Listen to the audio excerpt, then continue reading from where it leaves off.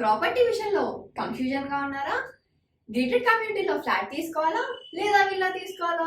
మన పిల్లల భవిష్యత్ కోసం ఓపెన్ ఫ్లాట్ తీసుకోవాలా? మన హైదరాబాద్ లో ఏ లొకేషన్ లో కొంటే మంచి అప్రిసియేషన్ వస్తుంది? మరి నమ్మకమైన ప్రాపర్టీ కొనాలంటే నమ్మకమైన గైడ్ కావాలి కదా. ప్రాపర్టీ అడ్వైజర్ కోసం సంబంధించండి వరాహస్వామి ప్రాపర్టీ గూగులర్. కాంటాక్ట్ 7207218485. ఓం మహాగణాధిపతయే నమః. ఓం గురుభ్యో నమః. ఓం శ్రీమాత్రే నమః.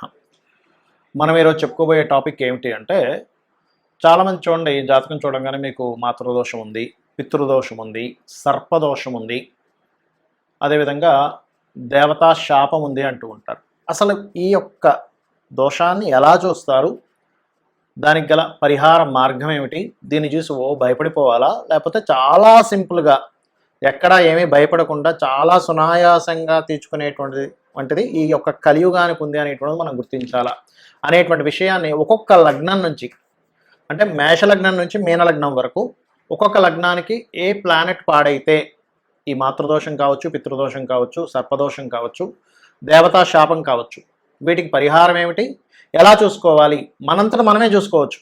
ఎక్కడికో వెళ్ళి వాళ్ళు ఏదో మిస్టేక్ చెప్పారు, మనం తర్వాత మళ్ళీ అది లేదని తెలిసింది, తర్వాత ఉందని తెలిసింది, ఇవన్నీ కన్ఫ్యూజన్స్ లేకుండా మీ యొక్క కన్ఫ్యూజన్స్ అన్నిటిని క్లియర్ చేయడానికి వీడియో చేస్తున్నాను. సో ఎవ్రీ లగ్నం నుంచి చూసుకుంటే, లగ్నం తెలియనటువంటి వారు రాశి నుంచి చూసుకోవచ్చు. సెకండ్ ఆప్షన్ అది. కన్యా లగ్నము, కన్యా రాశి. కన్యవారికి కనుక చూసుకున్నట్లయితే లగ్నానికి ఉన్న స్పెషాలిటీ మేనేజింగ్ క్వాలిటీస్ ఎక్కువగా ఉంటాయి. అయితే మీకు మాతృ పితృ సర్ప దేవతా శాపాలు ఎలా ఏర్పడతాయి అని చెప్పి చూసుకున్నట్లయితే, మాతృదోషం ఏర్పడడానికి మీ యొక్క చంద్రుడితో పాటు చతుర్థాధిపతి అయినటువంటి గురువు కూడా పాడవుతాడు కన్యాలగ్నంలో జన్మించిన వారికి. అప్పుడు గురువు పాడైతేనే అనుకోండి, గురువు ఎక్కడా పాడవకపోతే మీరు మాతృదోషం ఏర్పడింది అని మీరు ఏం కంగారు పడాల్సిన పని లేదు. అయితే ఇంకా మిగతా గ్రహాల యొక్క సంబంధాల ద్వారా పర్సనల్ చార్ట్లో ఉంటుంది, అది పర్సనల్ చార్ట్ చూసుకుంటే అర్థమవుతుంది అది. సో గురువు పాడైతేనే మీకు మాతృదోషం ఉంది, లేకపోతే అదర్వైజ్ ఏమీ లేదని మీరు టెన్షన్ పడక్కర్లేదు. ఒకవేళ పాడైంది, నిజంగానే మాతృదోషం ఏర్పడింది, అప్పుడేంటి, గైడ్ చేయాల్సిన మదరే మిస్గైడ్ చేస్తూ ఉంటుంది. ఎందుకు, మీరు పాస్ట్ లైఫ్లో చేసుకున్న కర్మ అది. అంటే మీరు తల్లిని కూడా ఎక్కడో ఇబ్బంది పెట్టారు, అందుకని మిస్గైడ్ తల్లి రూపంలో వస్తుంది. అంటే నేను చాలామంది జాతకాలు చూస్తున్నప్పుడు ఏంటంటే, ఏమంటే ఇట్లా మా మదరు మా అందరికీ నలుగురు కొడుకులో కూతుర్లో ఉంటారు, వాళ్ళకి ఉన్నప్పుడు ముగ్గురికి మాత్రం ఒక రకంగా చూసింది, నన్ను మాత్రం ఒక రకంగా చూసింది, అది ఎందుకు అర్థం కాదు నాకు అంటూ ఉంటారు. ఎందుకు అర్థం కాదంటే, తల్లికి ఏం అలాంటి బుద్ధి ఉండడం కాదు, మీ కర్మ ఆ రూపంలో మీకు రావాల్సినటువంటి విషయాన్ని ఆ రూపంలో అక్కడ ఇస్తూ ఉంటుంది. ఇది బాగా అర్థం చేసుకోండి. అలాగే మరొక విషయం ఏంటంటే, ఇక్కడ గమనించాల్సిన అంశము, మీరు ఒకటే గుర్తుపెట్టుకోండి, మీ యొక్క చతుర్థాధిపతి పాడైతేనేమో ఈ రకంగా ఇస్తూ అది స్కూల్స్, కాలేజెస్, చదువు మీద చూపిస్తూ ఉంటుంది, దాని ఎఫెక్ట్ కూడా ఇంకో రకంగా.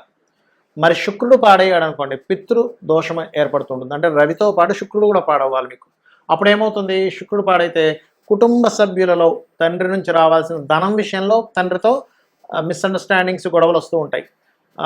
తండ్రి ఏమో మిగతా వాళ్ళందరికీ డబ్బులు ఇచ్చాడు, నాకు ఇవ్వలేదు, ఏదో బిజినెస్ పెట్టుకుంటా అంటే, ఇట్లాంటి వాటి మీద ఎఫెక్ట్ చూపిస్తూ ఉంటుంది. లేదా దూరంగా ఉండడం, ఆయన ఏదో జలసాల కోసం తిరగడం, ఇట్లాంటి. ఎందుకంటే శుక్రుడు జలసాలకు కారకుడు, ఆ రూపంలో ఇబ్బంది అనేటువంటిది క్రియేట్ చేస్తూ ఉంటుంది, ఇది గుర్తుపెట్టుకోండి. అలాగే మరొక విషయం ఏంటంటే, ఇక్కడ మీరు ఒకటే గుర్తుపెట్టుకోండి, ఈ యొక్క కాంబినేషన్ ఏదైతే ఉందో, ఈ పితృ మాతృ దోషాలతో పాటు దేవతా శాపం అనుకున్నాం. ఈ దేవతా శాపం కూడా శుక్రుడు పాడైతేనే వస్తుంది, గుర్తుపెట్టుకోండి. దేవతా శాపం శుక్రుడు పాడైతేనే వస్తుంది. సర్పదోషం కూడా శుక్రుడు కుజరాశులు పాడైతేనే వస్తుంది, గుర్తుపెట్టుకోండి. అప్పుడు ఏం చేయాలి, ఈ శుక్రగ్రహానికి కేతుగ్రహానికి దీపారాధన చేస్తూ, దేవతా శాపానికి హరనేత్రాగ్ని సందగ్ధ కామ సంజీవన ఔషధి చేసుకుంటూ, రావి చెట్టు చుట్టూ ప్రదక్షిణం చేస్తూ ఉన్నట్లయితే, అయితే ఈ కన్యాలగ్నం వారికి సర్పదోషం ఏర్పడినప్పుడు యాక్సిడెంట్స్ అవుతాయండి, ముఖ్యంగా గుర్తుపెట్టుకోండి. అంటే అన్ఎక్స్పెక్టెడ్ థింగ్స్. యాక్సిడెంట్ అయితే ఏదో బండి వచ్చే ఉద్దేశాలని రూల్ లేదు, గుర్తుపెట్టుకోండి. ఒక్కొక్కసారి ఏమవుతుందంటే, అన్ఎక్స్పెక్టెడ్గా మీ యొక్క లైఫ్లో వేరే రకమైనటువంటి మార్పులను అది ఇస్తూ ఉంటుంది, ఇది బాగా అర్థం చేసుకోండి. అలాగే ఇక్కడ మరొక విషయం ఏంటంటే, దీంతోపాటు మీ జన్మజాతకంలో పర్టికులర్గా ఏదైతే ఈ యొక్క కాంబినేషన్ ఇస్తూ ఉందో, దీనికి పర్టికులర్గా ఒకటి గుర్తుపెట్టుకోవాల్సిన అంశం ఏమిటి అంటే, ఈ కాంబినేషను మీ రిజల్ట్స్ ఎప్పుడు కూడా దశ బట్టి ఆధారపడి ఉంటుంది. అంటే మీకు శుక్ర మహాదశ నడుస్తుంది, శుక్రుడు పాడింది, అప్పుడు మాత్రమే పితృదోషం వస్తుంది. గురువు పాడయ్యాడు, గురు మహాదశ వస్తుంది, అప్పుడు మాత్రమే మాతృదోషం ఏర్పడుతుంది. కానీ జీవితాంతం మొత్తం రాదు అది. ఆ మహాదశ వస్తుందో లేదో కూడా మీరు చెక్ చేసుకోవాలి. Hi, my name is Gautam and I actually stay in Malkajgiri itself. Like, I had this back pain. It's been 1.5 years. I have tried many treatments like chiropathy, oil massage, physiotherapy especially, but it didn't work out as much like what I expected. I strongly suggest homeopathy because నేను personally allopathy చాలా suffer అయినా. And I definitely do not recommend allopathy. You people can carry on with the homeopathy. Area Malkajgiri and doctor name is like Nageshwar Rao and the clinic name is Neocare Homeopathy. చాలామందికి వాళ్ళ జన్మజాతకం తెలియదు, కానీ symptoms వాళ్ళ లైఫ్లో కొన్ని సిమ్టమ్స్ని బట్టి నాకు ఈ మాతృదోషం ఉంది, పితృదోషం ఉంది అని కనిపెట్టచ్చు. అది ఎలాగా అంటే, ఉదాహరణకి మీకు మాతృదోషం ఉంది అని మీరు ఐడెంటిఫై చేయాలి, కానీ జాతకం లేదు, చిన్నప్పుడు రాయలేదు, రాసినా ఎక్కడో మిస్ అయింది. అప్పుడు తెలిసేది ఎలాగా అంటే, ఒకటి మాతృదోషం ఉన్నటువంటి వారికి మెంటల్లీ బాగా ఇబ్బంది పడుతూ ఉంటారు వాళ్ళు. అంటే ప్రతి చిన్న విషయానికి ఇబ్బంది పడిపోతూ ఉంటారు ప్రతిసారి. ఎందుకు? చంద్రమా మనసో జాతః అనేటువంటిది ఉంది మనకి శాస్త్రం, మన వేదాల్లో ఉంది. అంటే చంద్రుడు మనసుని రూల్ చేస్తుంటాడు, మనసుకి కారకుడు చంద్రుడు. వాళ్ళ జన్మజాతకంలో చంద్రుడు కనుక పాడయ్యాడంటే వాళ్ళ మానసిక స్థితి సరిగ్గా బాగోదు. మీ మానసిక స్థితి సరిగ్గా లేదు, లేదా మీ తల్లిగారు బాగా ఇబ్బంది పడుతున్నారు, తల్లిగారితో మీకు రిలేషన్స్ పాడయ్యాయి, తల్లి తరపు బంధువులతో కూడా మీకు అస్సలు బాగాలేదు, మీరు ఎంత తల్లిగారికి చేస్తున్నా తల్లిగారితో మీకు వ్యతిరేకత వస్తుంది, మిగతా పిల్లలందరితో బాగుంటున్నారు, తల్లిగారితో మీకు వ్యతిరేకత వస్తుంది. అంటే దీని అర్థం ఏమిటంటే, మీరు పాస్ట్ లైఫ్లో తల్లిగారికి సంబంధించినటువంటిది ఏదో దోషం చేశారు. అంటే తల్లి చక్కగా చూసుకుంటున్నా, తల్లిని ఏదో ఇవాళ రేపు మనం వీడియోలో చూస్తూ ఉంటాం, తల్లిని కొట్టినటువంటి కొడుకు వీడింత దుర్మార్గుడా అని చెప్పి యూట్యూబ్లో వస్తూ ఉంటుంది. అంటే ఏమిటి? వాడికి తెలియకుండా అజ్ఞానంలో పనిచేశాడు పాస్ట్ లైఫ్లో. నెక్స్ట్ జన్మలో సొంత తల్లితో వ్యతిరేకత ఎదుర్కొంటూ ఉంటాడు. దాన్ని మాతృదోషము అంటారు. అలాంటప్పుడు ఏం చేయాలి? ఈ జన్మలో కూడా దాని ఎఫెక్ట్ వస్తూ ఉంటుంది. అలాంటప్పుడు నేను పాస్ట్ లైఫ్లో చేసుకున్న కర్మ ఇది అని అర్థం చేసుకొని తల్లికి నమస్కారం చేసుకోవడం ముందుగా నేర్చుకోండి. మరి పితృదోషం అయితే, ఈ తల్లికి సంబంధించిన దోషం మాతృదోషం ఉన్నప్పుడు అన్నదానాలు ఎక్కువగా చేయండి, నదీ స్నానాలు ఎక్కువగా చేయండి. అదేవిధంగా ఎండాకాలం వచ్చినప్పుడు మనకి చలివేంద్రాలు పెడుతూ ఉంటారు, అటువంటివి ఎక్కువగా చేయండి. గోవుల్ని చక్కగా మీరు స్నానం చేయించండి, గోవులకి నీళ్లు పెట్టండి, పక్షులకి నీళ్లు పెట్టండి. ఇవన్నీ కూడా మాతృదోషాన్ని తొలగిస్తుంది. ఇంట్లో 1 డ్రాప్ కూడా వాటర్ వేస్ట్ అవ్వనివ్వకండి. వాటర్ ఎంత సేవ్ చేస్తే మాతృదోషం, ఎందుకంటే ప్రకృతితో సంబంధం ఉంటుంది. మన దోషాలు, మన యోగాలన్నీ కూడా నేచర్తో సంబంధం కలిగి ఉంటుంది, గుర్తుపెట్టుకోండి. మరి పితృదోషం వస్తే ఎటువంటి సిమ్టమ్స్ ఉంటాయి? తండ్రి గారు బాధ్యత లేకుండా ఉండేటువంటి ఒక తండ్రి, లేదా తండ్రి చిన్న వయసులోనే చనిపోవడం, ముఖ్యంగా సింహరాశి పాడవుతుంది వాళ్ళకంటే సింహరాశిలో పాపగ్రహాలు ఉంటాయి. ఆ పితృదోషం ఎప్పుడు పోతుందంటే, వారికి స్త్రీ సంతానం కలిగితే పితృదోషం పోతుందండి. ఇదొక అద్భుతమైన ఇది. స్త్రీ సంతానం కలిగింది, వీళ్ళు ఎప్పుడైతే కన్యాదానం చేసేటువంటి యోగ్యత పొందుతారో, ఎందుకంటే కన్యాదానం వల్ల పితృదోషం పోతుంది. మరి సరే, స్త్రీ సంతానం కలగలేదు, పురుష సంతానమే కలిగింది, కానీ తండ్రితో ఎటువంటిది మీరు అనుభవించలేదు. అంటే చిన్నప్పటి నుంచి కూడా తండ్రి బాధ్యత లేకుండా తిరిగారు, మీరే ఇల్లు చూసుకోవాల్సి వచ్చింది, లేదా తండ్రి ఎర్లీగా డెత్ అవుతారు కొంతమందికి, దురదృష్టవశాత్తు. పాపం చాలా ఘోరమైనటువంటి విషయం. అలాగే మరొక విషయం ఏంటంటే, తండ్రితో విభేదాలు ఉంటాయి కొంతమందికి. అది సర్వసాధారణంగా మీనలగ్నంలో జన్మించేటువంటి వారికి ఎక్కువగా ఉంటుంది, లేదా రవి పాడైనా కూడా ఉంటుంది. అదేవిధంగా పితృదోషంలో తండ్రితో మాత్రమే కాకుండా మీ యొక్క పూర్వీకులు ఉంటారు, తాతలు ముత్తాతలు, వాళ్ళ నుంచి వచ్చేటువంటి బ్లెస్సింగ్స్ ఆగిపోతాయి. మనకి శాస్త్రాల్లో ఒకటే అమ్మవారు 2 రకాలుగా ఉంటుంది. ఎలాగా? మాతృ సంబంధించిన దాంట్లోనే ఉంటుంది, పితృ సంబంధించిన దాంట్లోని. అది తల్లిదండ్రుల ద్వారా ఇచ్చేటువంటిది తానే ఇస్తుంది. దేవతా సంబంధించిన అనుగ్రహము మరియు పితృదేవతా సంబంధించిన అనుగ్రహాన్ని ఇచ్చేటువంటిది కూడా అమ్మవారే అని చెప్పబడింది శాస్త్రంలో. కాబట్టి ఏమిటి? మీకు పితృదేవతా సంబంధంగా వచ్చేటువంటి అనుగ్రహం ఏదైతే ఉందో ఆగిపోయింది ఇక్కడ మీకు. అప్పుడు ఏం చేయాలి? సూర్య నమస్కారాలు ఎక్కువగా చేయాలి, ఆదిత్య హృదయ పఠనం చేయాలి, సూర్యుడికి అర్ఘ్యం వదులుతూ ఉండాలి. అప్పుడు కానీ మీకు పితృదోషం పోదు. అదేవిధంగా మీరు శని రాహు గ్రహాల దగ్గర దీపారాధన చేయాలి. ఇక సర్పదోషం మీకు వీలైతే కనుక, మీకు సర్పదోషం ఉందని అసలు ఎట్లా తెలుస్తుంది? మీకు లైఫ్లో చాలా అప్ అండ్ డౌన్స్ వస్తాయండి.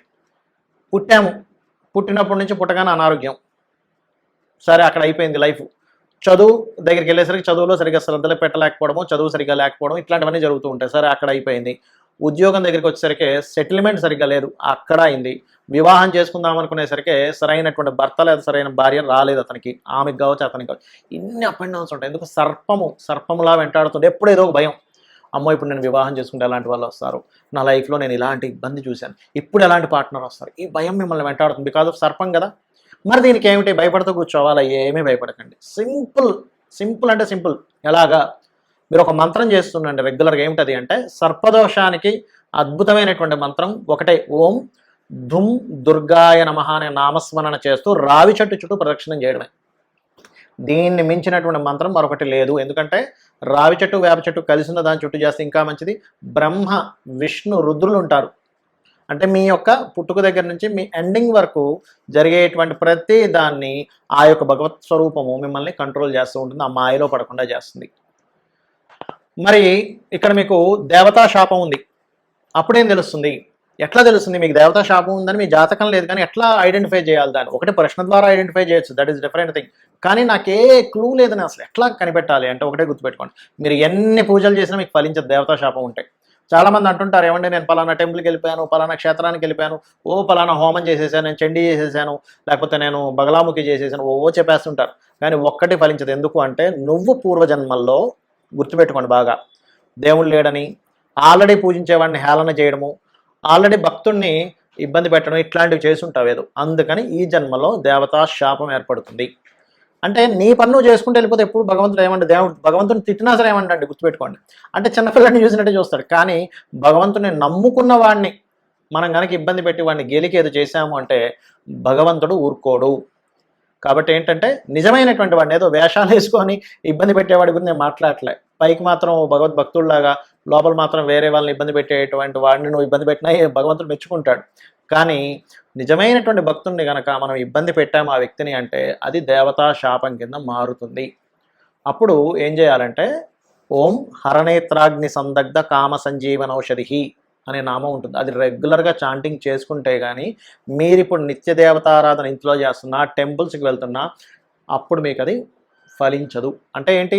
ఇవి ఫలించాలంటే ఈ మంత్రం చేసుకోవాలి. ఇది చేసుకోకుండా మీరు ఎన్ని టెంపుల్స్కి వెళ్ళినా ఏం చేసినా ఫలించదు. దీన్నే దేవతా శాపం అంటారు. దేవతా శాపము చాలా అంటే చాలా జాగ్రత్తగా దాన్ని క్లియర్ చేసుకోవాలి ఈ మంత్రం చేసుకొని.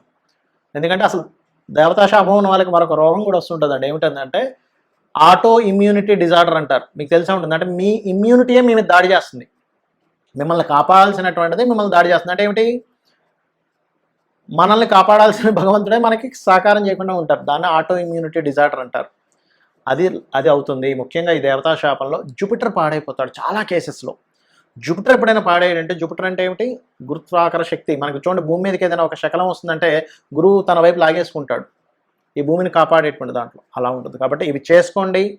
లలిత అమ్మవారి యొక్క నామస్మరణ చేయండి. నాకు ఇవేమీ తెలియవు, లలిత అమ్మవారిని నమ్ముకోండి. ఉదయం సాయంత్రం లలిత అమ్మవారి యొక్క స్తోత్ర పఠనం చేసుకోండి. అమ్మ నాకు ఇవేమీ తెలియవు, పాపము పుణ్యము ఇవేమీ నాకు తెలియవు, నేను ఏదో అజ్ఞానం ఏదో చేస్తుంటాను, కానీ నా జన్మ ఇప్పుడు నేను మారడానికి నీ పాదాలు పట్టుకున్నాను, నేను నిన్నే నమ్ముకుంటున్నా, నువ్వు తప్ప నాకు మరొక ఇది లేదనుకోని మీ పని మీరు ధర్మంగా చేసుకుంటూ పోండి. ఖచ్చితంగా మీరు విజయాన్ని పొందుతారు. శ్రీమాత్రే నమః.